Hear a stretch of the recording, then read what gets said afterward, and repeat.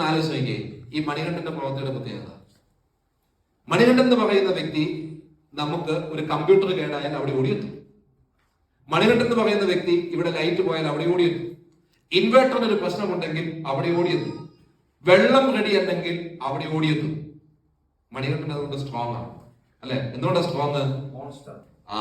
ഓട്ടമാണ്. ഓടി നടന്ന് കാര്യങ്ങൾ ചെയ്യും. നിങ്ങൾ ഇങ്ങനെ ആലോചിച്ച് നോക്കി, ഇവിടെ പ്രോഗ്രാം നടക്കും, കറണ്ട് പോയി, ഇലക്ട്രിസിറ്റി പോയി, മൈക്ക് അവതാളത്തിലായി, ലൈറ്റ് അങ്ങോട്ട് പോയി, LCD പ്രൊജക്ടർ ഇല്ല, ആകെപ്പാടെ പ്രശ്നമാണെന്ന് വിചാരിക്കുക. എന്തായിരിക്കും അവസ്ഥ?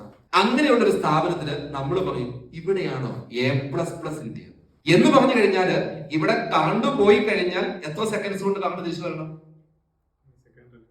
2 സെക്കൻഡ് കൊണ്ട് തിരിച്ചു വരണം. അതാണ് ലോകത്തിന്റെ സ്റ്റാൻഡേർഡ്. ആ സ്റ്റാൻഡേർഡ് മെയിൻറ്റെയിൻ ചെയ്യുന്ന, കീപ്പ് ചെയ്യുന്നയാളാണ് ഇലക്ട്രീഷ്യൻ. ഹോസ്റ്റലിൽ വെള്ളമില്ലെന്ന് വിചാരിക്കുക, പിള്ളേരെല്ലാം അപ്പിയിട്ടു, പക്ഷെ കഴുകാൻ പറ്റുന്നില്ല. ആലോചിച്ച് നോക്കി എന്തായിരിക്കും അവസ്ഥ എന്ന് പറഞ്ഞാൽ. ക്യാൻറ്റീനിൽ വെള്ളമില്ല, ക്യാൻറ്റീനിൽ വെളിച്ചമില്ല, സകലനും വയലന്റ് ആകും. അപ്പൊ ഇത് മെയിൻറ്റെയിൻ ചെയ്യുക എന്ന് പറയുന്നത് വലിയൊരു ടാസ്കാണ്. നിങ്ങൾ വിചാരിക്കുക ഈ സംഭവങ്ങളൊക്കെ ഉണ്ടല്ലോ, ഇതങ്ങോട്ട് പ്രവർത്തിക്കില്ല. ചെറിയ ചെറിയ പ്രശ്നങ്ങൾ ഉണ്ടായി കഴിഞ്ഞാൽ പ്രവർത്തിക്കില്ല. ഒന്നും വേണ്ട, ഈ സംഭവത്തിന്റെ അകത്ത് 2 വയറുകൾ തമ്മില്, അല്ലെങ്കിൽ ഒരു സ്ക്രൂവ് ഒരു വയറെ പോയി മുട്ടിയിരുന്ന് കഴിഞ്ഞാൽ എന്തുണ്ടാവും? ഷോർട്ടായി പോകും. പിന്നെ കിടക്കിടന്ന് പറഞ്ഞ ഷോർട്ടാക്കല. അപ്പൊ ഈ ഓരോ പ്ലഗ് പോയിന്റും, ഓരോ AC-യും, ഓരോ ഏരിയയും അവിടെയൊക്കെ ആരുടെ ശ്രദ്ധ വേണം? ഇയാളുടെ ശ്രദ്ധ വേണം.